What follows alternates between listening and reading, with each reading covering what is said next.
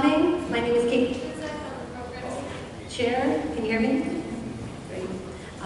We are thrilled to bring back Bethany Adams, formerly Bethany Garretson, who you may remember presented to our chapter a couple years ago along with Katie Rhodes. They spoke about their fastest known time accomplishment on an unsupported through hike of the 46 high peaks, and they did it in a record time of 7 days, 4 hours and 50 minutes. Is that right? But now we're bringing back Bethany, who is a writer, mountain athlete, guide, and outdoor instructor. She's going to speak on being a badass woman in the mountains, including hardships and healing, which she details in her new book.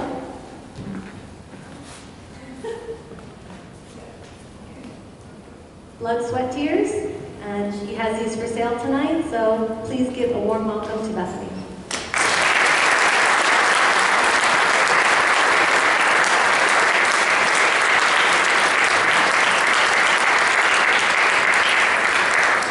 Thank you. I'm going to start my time.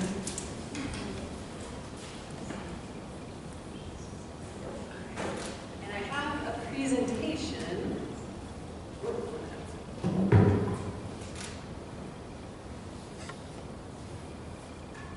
Let us know when you're ready for the lights, Bethany. Yeah.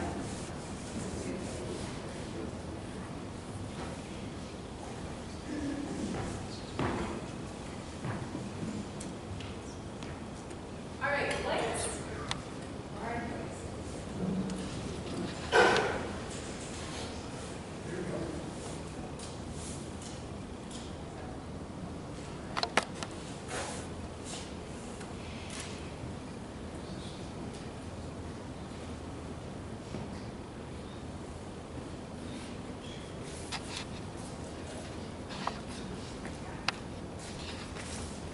All right, how's everyone doing tonight? Great.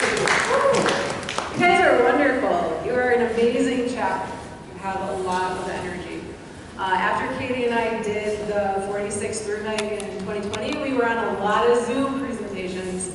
Your chapter had the most participation and turnout. So kudos to you for having such a community around the mountains. I really appreciate that.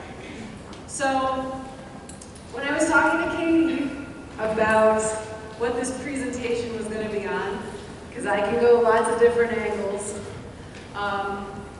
we decided on women empowerment. So, I have a saying, just be a badass in the mountains, and then when I'm working with women, be a badass mountain woman. Now, if you're not a woman, this still applies. But I'm starting with this picture. This was in 2013, and this is really where I got into mountain racing. Who's done the Sixer here? The Saranac Lake Sixer. So this was at really like the creation of it. When the mayor put it out of the 6 mountains in Saranac Lake, St. Regis, Ampersand, Baker, Scarface, Mackenzie, Haystack. It's a cool route. It's about 32 miles. You have to drive mountain to mountain. And he put out the challenge of who will do this the fastest? Who will be the first Sixer? And I grabbed my little sister there, that's Mallory, and I was like, let's go do this. You know, you're a runner, you can do this. She about quit on me, coming off of Mackenzie. She's like, this is not for me. But we ended up, and the weather was horrible too. It was the end of May, and we got a foot of snow, and it was drizzling. This was 32 degrees, and that's part of why she wanted to quit. And we came in second, and this was really the beginning of it all for me. Or I suppose it goes back even a little bit further. So I'm Bethany Adams, and how did I become a BMW badass mountain? Yeah. Well, I first heard the term when we started this in wilderness therapy. So I was a wilderness therapy instructor instructor right out of college. I worked for an organization near Paul Smith's called Adirondack Leadership Expeditions.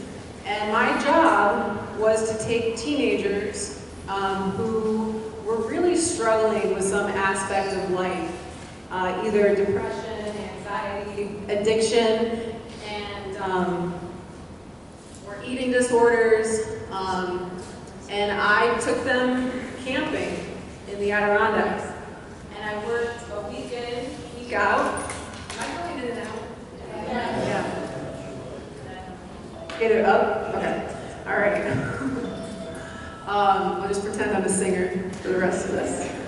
Okay. So my life became, I lived in the woods for a week, and then I came out for a week. And I lived in the woods for a week, and I came out. And I worked predominantly with the girls' groups. And this is where the term came from.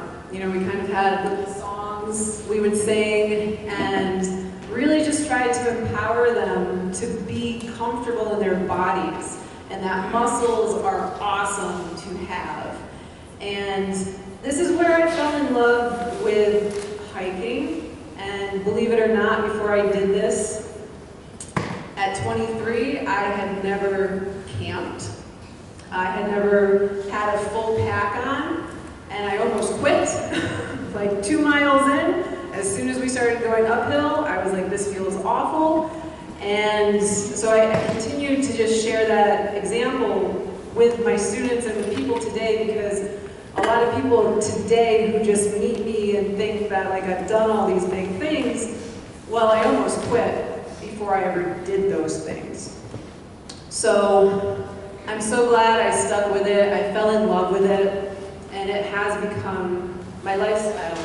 So I did that for 4 years, and while I was doing that, I got a master's in community outreach and development, and I did research on the students I was working with in the field. So I looked at what factors put them at risk for addiction, depression. I looked at family units and patterns. Then I became a college instructor. Oh, and I should mention too, when I was doing my master's, I did this amazing master's and I got to travel the world.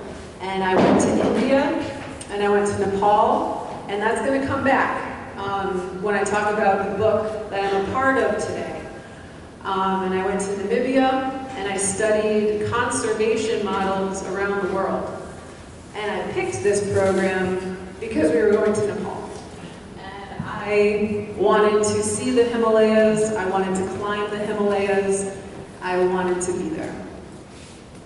So I come back, I teach at Paul Smith's College for 8 years, and I really, really enjoyed that. And then during the pandemic, I saw a lot of my students struggle with mental health. And I wanted to go back in the field of that. So I work today at a therapeutic boarding school in Lake Placid, New York, with adolescent boys. I also do brand work with She Jumps, an organization that helps get more women and girls outside, Crew Outdoors, VJ, and Couture. So, thought I would do something fun and just come up with, if you want to be awe-inspiring, because when I was looking up the word badass, that's you can also say awe-inspiring, and I like that because that's how I try to live my life. And I think each one of us here, you know, no matter how much time we get or have left, every day can be awe-inspiring. So these are my 6 steps. Number 1, embrace your origin story. Number 2, you climbed a mountain, you're amazing, period. 3, work with the mountains, do not conquer them. 4, when life breaks your heart, get up off the floor and go to the mountains. Yeah, I've done that a few times. 5, ask others to join you. 6, share your journeys, the beautiful and the painful. Does anyone know where that photo is taken from? It's a high peak.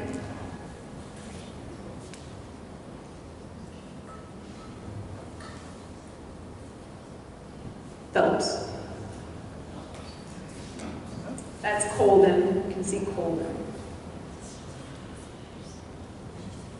All right, yep, Phelps. Okay, so step number 1, embrace your origin story. I am from Cherry Valley, New York, which is west of Albany. I grew up on a farm. I grew up in the outdoors, but I did not grow up hiking or camping. So growing up in the outdoors is a big part of who I am. Another principle of mine, take care of your family. That was always taught to me growing up. Family was just a really big part of where I grew up, and I could walk to both sets of grandparents. I would walk through the fields, go up through the woods, get to my grandparents' farm, work on the farm, then I would walk home, and I loved it. I just loved walking and being outside. Another big part of my origin story, which I didn't always tell people, because when I was growing up, I wanted to be seen as strong and capable, but I have asthma and I have ulcerative colitis.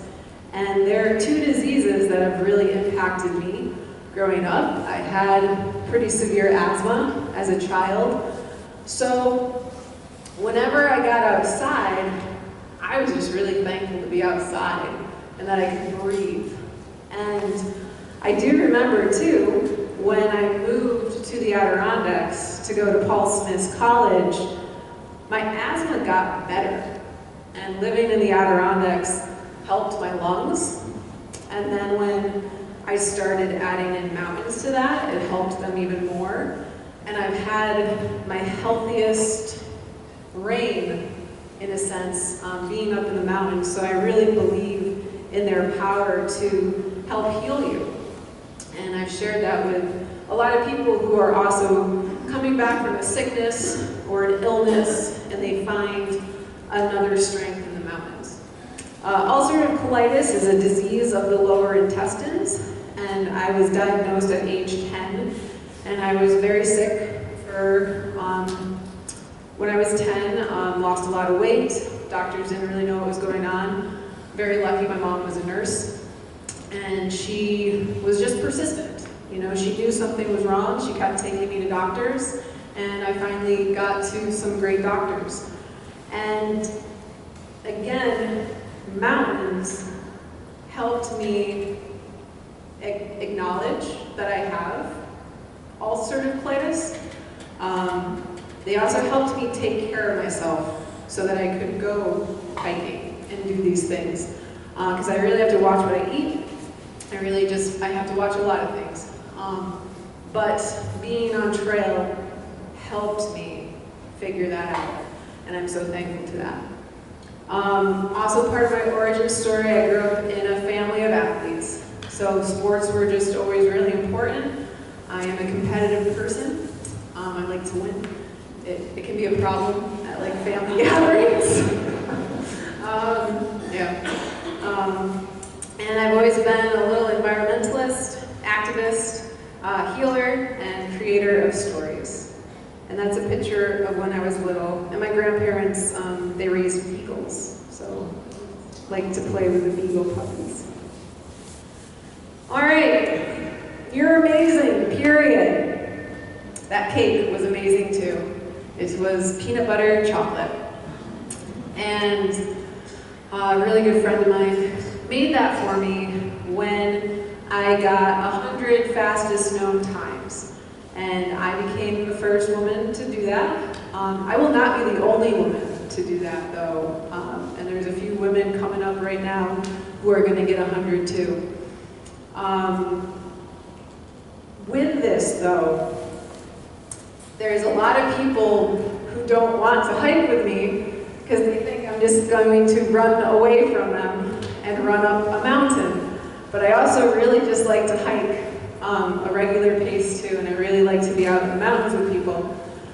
But something I want to reinforce is I hear so much negative self-talk sometimes, and even if we think we're not doing it, it's little things like, and I use these as direct quotes from people who have talked to me of like, oh, well, I'm not as fast as you, or I haven't done all the high peaks yet, or you just did it so much faster, I didn't go as far. Hike your hike, all right?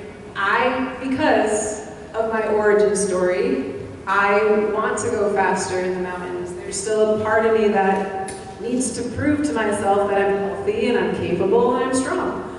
But embrace your own origin story and why you're out in the mountains, and you can go at whatever pace you need to go. So hike your hike. You are amazing, period.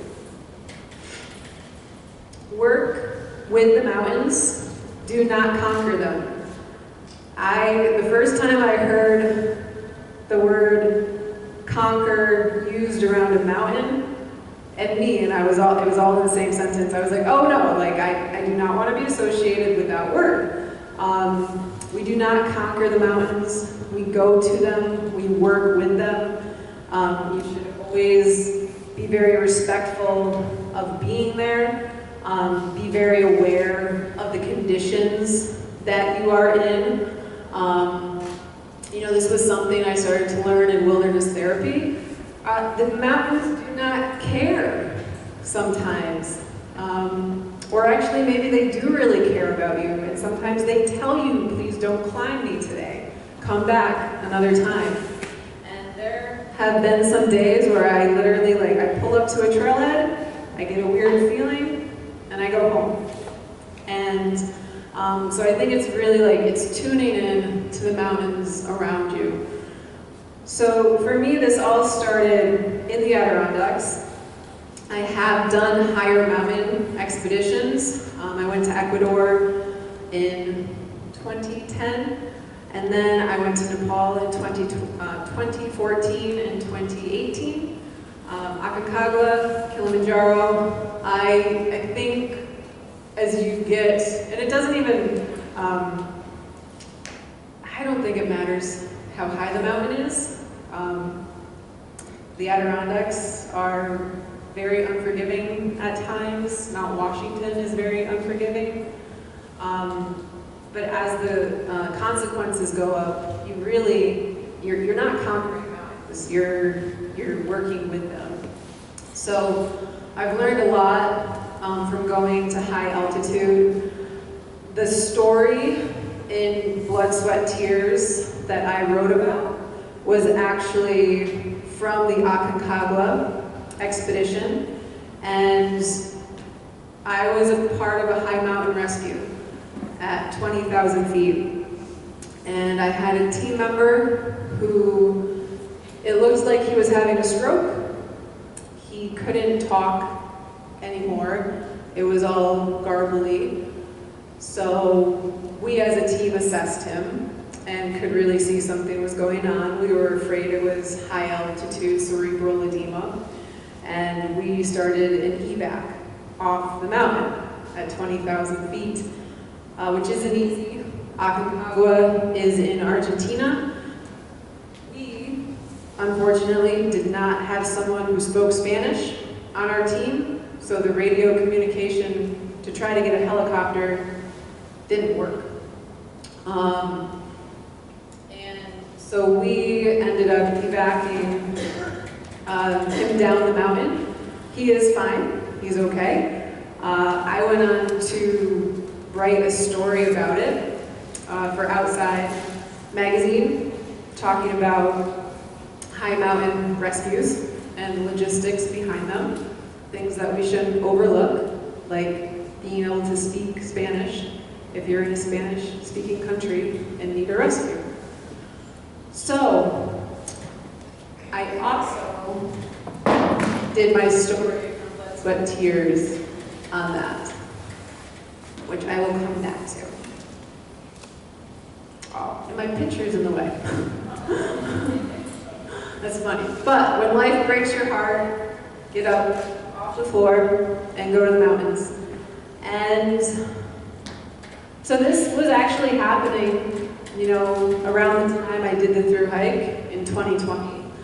I was going through a really sad divorce. And so I kept going to the mountains. And I will tell you, I did not want to go to the mountains.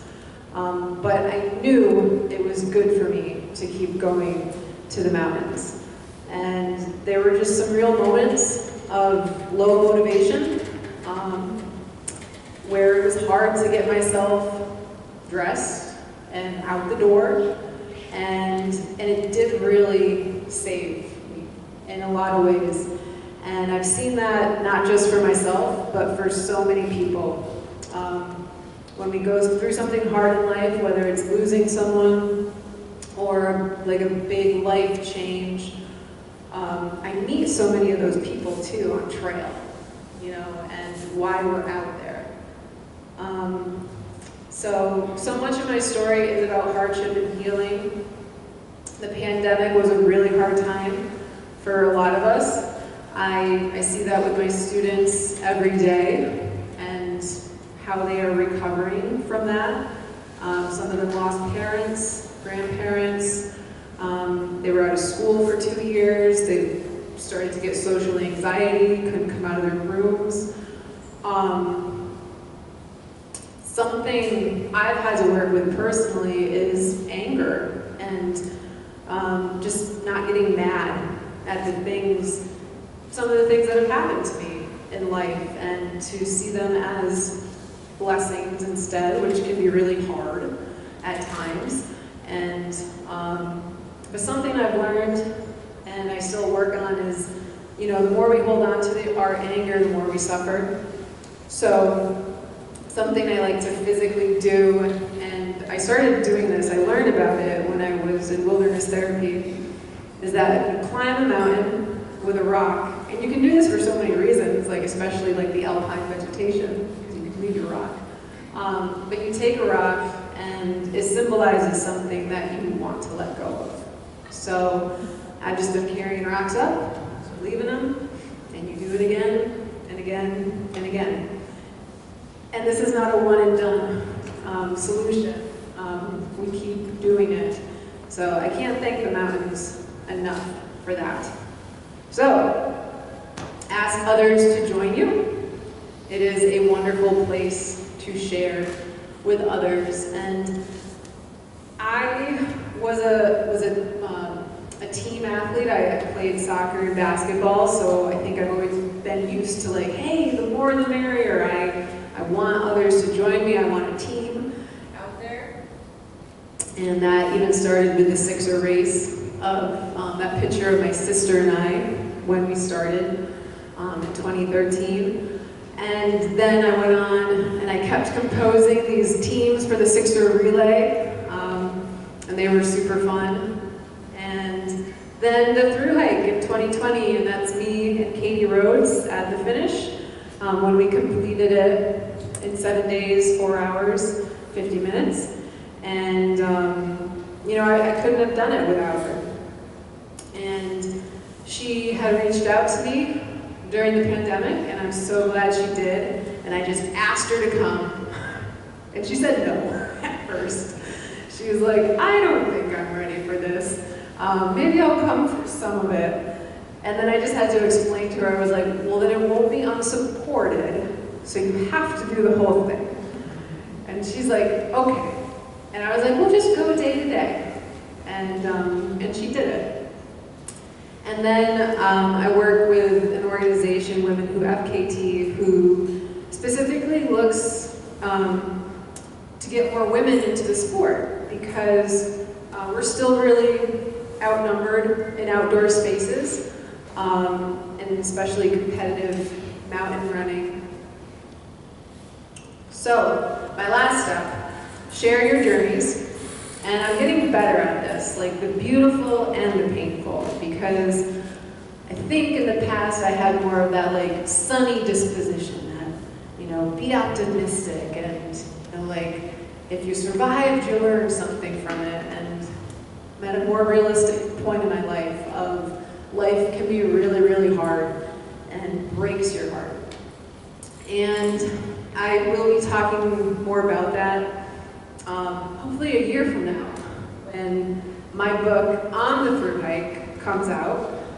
It will be called Unsupported, and it will be about a lot of what I'm talking about right now. And then on top of that, what Katie and I did day to day, down to every piece of gear, everything we ate, every part of the route of how we did it. And that was a route I studied for 10 years. I attempted it twice and failed before 2020. So these are just a few quotes from the book. And I like to focus on the last one because it's going to tie into the next part, talking about the book, Blood, Sweat, Tears. So in the mix with my competitive nature was a need to prove women are strong. And that's a part of me that always goes to the mountains and has been a part of me ever since I started doing this, is because when I started I saw less women in the mountains. I see more today, and I love that very, very much. But we're not always seen as like the strongest or the fastest. And that's why it was important for me too to do the unsupported through hike, because you're carrying all your gear. You know, it's a 30-pound pack, and you're going up and over the mountains. And that was really important to me, to like show that women are out here also camping, through hiking. So Blood, Sweat, Tears. This book, I'm just a part of it, all right? This is a collection of 26 female authors. We have a story. Mine is the first chapter, and it is about the Aconcagua expedition. And I'll just be blunt here. The whole blood part is about having your period in the mountains. So, going back to when I was a grad student, and I was in India and Nepal. I was near a village in Nepal, and 3 young women died while in menstruation huts.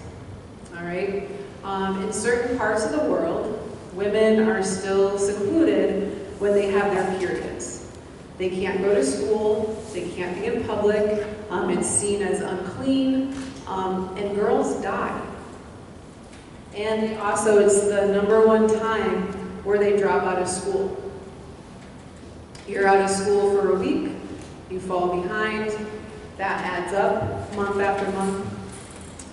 So, when this book came out, and I was picking the story I was going to write, because the blood is about having your period, the sweat is about all the things you sweat out on trail, like the grittiness of life.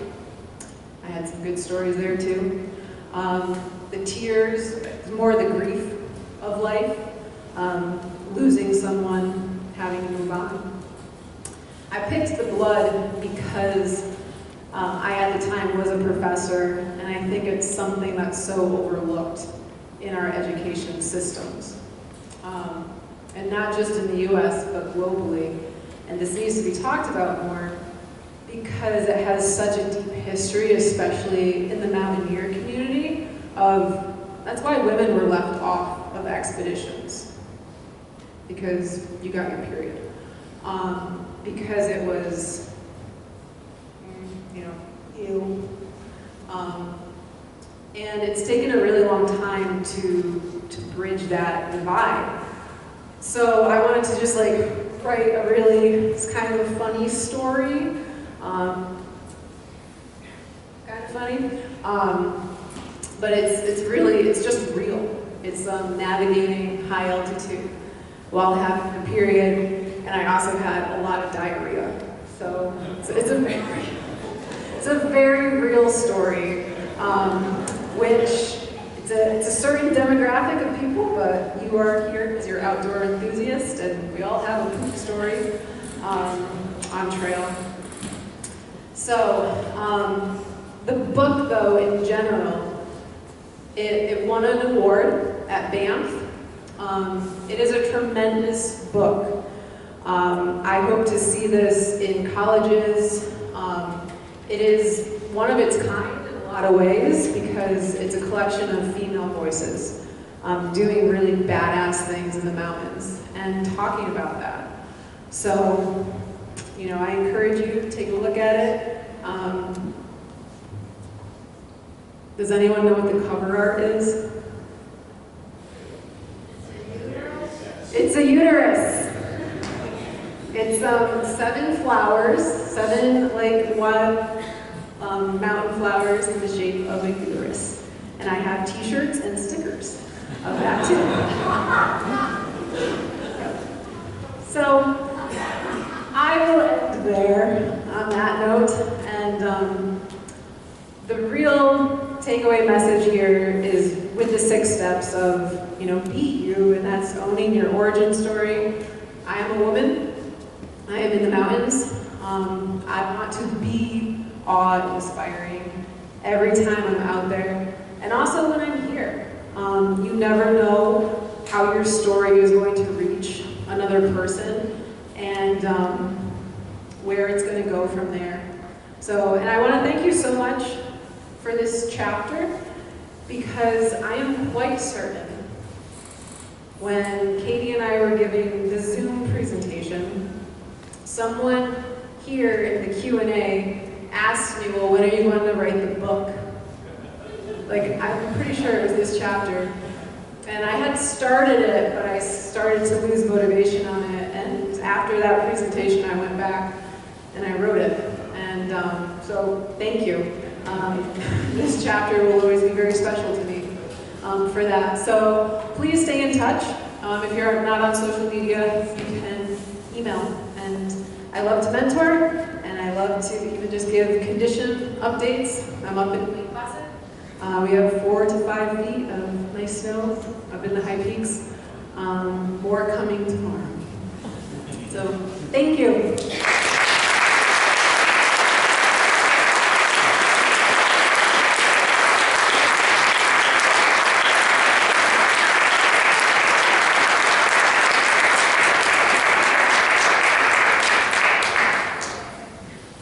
Do we have any questions for Bethany?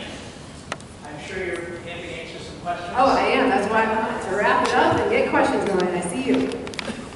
So one thing I love about you is that you're unabashedly competitive, which I love. But what I also know about you is that you're very supportive of your fitness. So you have all this fastest known time records, but from what I understand, you encourage everybody to almost like compete, correct? I mean, you want Yes. So can you talk a little bit more about that? How you support your team? Yes, certainly. No one of us can do it all. So I think it's really important too for women to say I'm competitive and just really own it, because I am, and it's a part of why I keep going. But I am competitive towards myself, if that makes sense. So being a team player too, it's like I want to see my team succeed. So when I'm going after records, lots of times I'm not even thinking about who I'm competing against. It's more me against the clock in a fastest known time. And then I learn from it, and then I want you to go do it faster. Because I just want to see those times get closer and closer and closer together. And, you know, anyone hear about Tara Dower, Appalachian Trail this summer? Yeah, and, you know, she brought the AT record back to a female, right? So she's the second woman to hold the overall. So when she does that, when I do a through hike, everyone wins. So that's what I want to see more and more, more and more, more and more.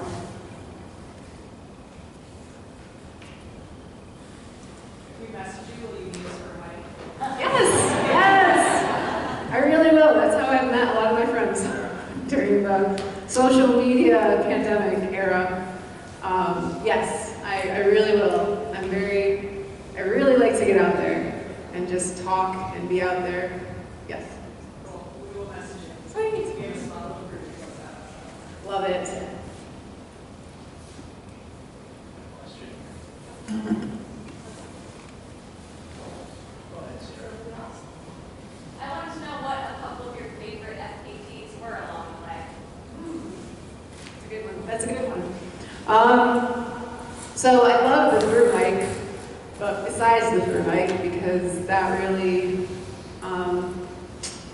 that's one of its own. Let me think. I really like the Tupper Lake Triad. It is fun, it is short compared to a lot of the stuff I do. It's 7 miles, 3 mountains. That's been one of my favorites.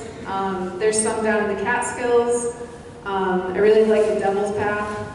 I did a winter FKT on that.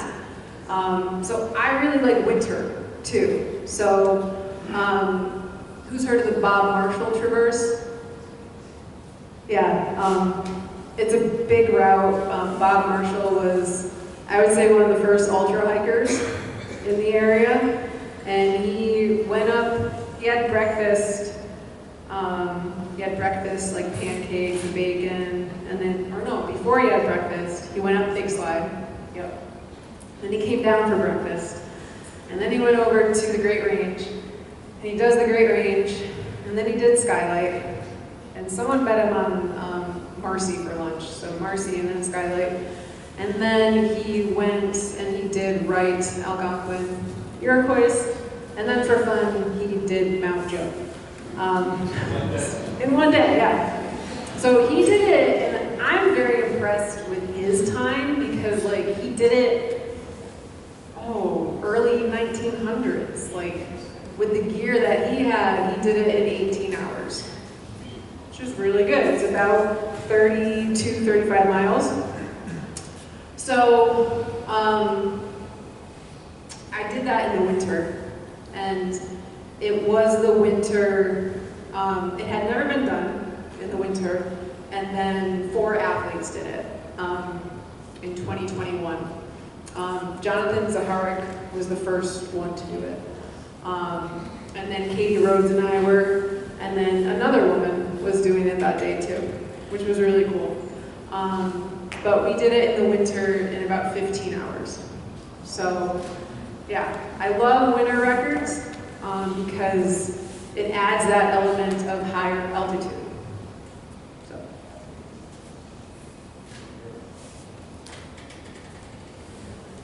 Yeah, did you have your ulcerative colitis managed by diet so that it didn't become an issue when you were out there? Or was that added on as an additional challenge, and how did you manage that? Good question. So when I was 10, my mom, she put me on a completely different diet. Like, I essentially went to a liquid diet, but it was mixed with medication. So steroids and then some other meds. And I've been on meds most of my life until very recently because it's in deep remission today, which I think has been a combination of medicine, diet. Diet is just a big part of my life, sleep, and not eating a lot of processed foods. The American diet, we're seeing more digestive diseases today than ever. A lot of the stuff in our food is not good stuff. So being really mindful of not essentially what you're eating, or no, I'll rephrase that.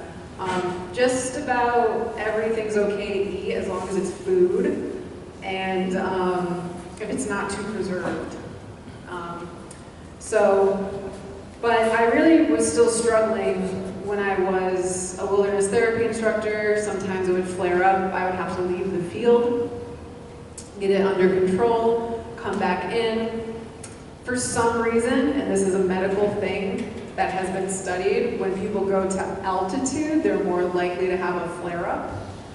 So I was getting flare-ups when I went to altitude. So like sometimes when I went out west and I did like Mount Adams or the John Muir Trail, or went to Nepal, I would get flare-ups. And my doctor just told me, well, don't go to altitude. And I was like, I can't, that's not, I don't see that as an option, but I get what you're saying. So my last flare that I had was on Aconcagua 5 years ago. And it was fine once I came back from altitude. But it's taken a long time. It's been, I had to get behind it too, because I didn't always take my meds and I didn't always have the best diet, but it was mountains that really showed me like, no, you have to take care of yourself to be able to do this. So that's what really got me focused on that. So did you just take time and add a day or take the time you needed, or did you push through it? I usually just push through. Yeah.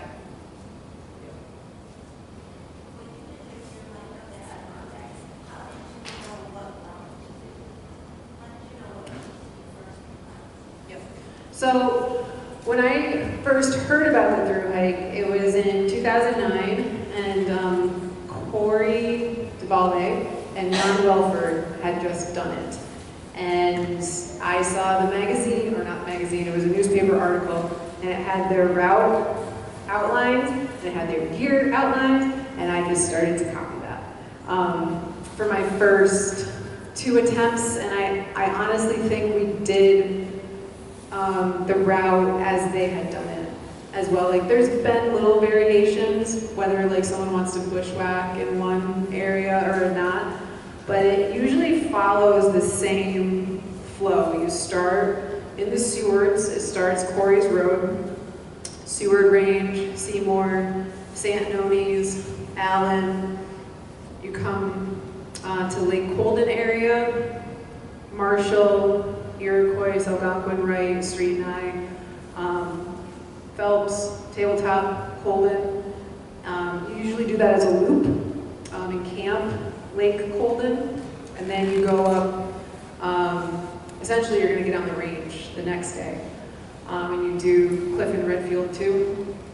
Come off the range, Colden, Blake, Nippletop Dial, Bushwhack to the Dix Range. Then you come out on 73, walk down the road to Giant RPR, come out again, walk down the road, big slide, then bushwhack to Porter, Cascade, then road walk to Whiteface Estuary. And that has been the typical route for it. It has a flow. It's about 180 miles with a lot of vertical gain. How do you not get lost? Well, I know the trails really well, but on top of that, we had maps, compass. I don't like to rely too much on my cell phone, so I'm a map and compass sort of person, but there's only 2 bushwhacks that we used, so the rest is trail. And I had, section hiked it at all one point, or at some points. Yeah. Oh, we got 2. If you're just doing a hike in the Adirondacks, what's your favorite hike? It doesn't have to be a hike. Does that be fast Yes. No. Most of the times I'm just going for hikes, and I really like it. Well, I love Haystack Mackenzie as a combo. And then I would say Hurricane. I actually spend a lot of time on the lower peaks. then for my favorite high peak, I don't have one. Or I find myself always saying, that's my favorite, that's my favorite, that's my favorite. I do really love Marcy though. There's something about Marcy for me. It was the first high peak I ever hiked. I really thought, I was like, I'm just gonna be one and done with this. I'm gonna do Marcy because it's the highest, and because I was moving to Arkansas at the time, and I came back, and it was not one and done. So Marcy's really special. Are you going to do the same route for your next adventure? Yeah, that will be a different route. Something, who's heard of Jan Wilford? Jan, he's up in Keene Valley, so probably more local. You've heard of Jan, yeah. Probably a little bit more on the local side. He was one of my mentors, like when I started to get into this, and something that Jan did, which I think is still one of the more impressive things in the Adirondack history, is he did the unsupported through hike. So what Katie and I did, but he also did the supported 46 record. And he had that for a while. And he had hiked all 46 in 3 days, 17 hours, I think.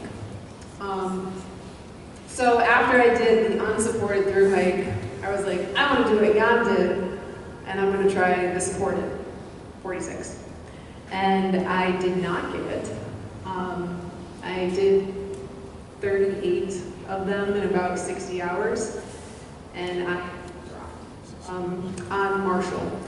Not like physically, but mentally. I was not sleeping, and I had a breakdown.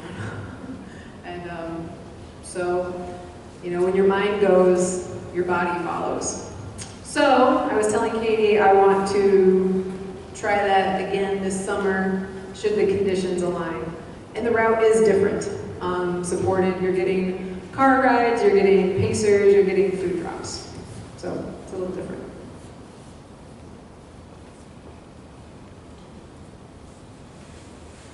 Any other questions for Bethany? Okay, Bethany, Thank you.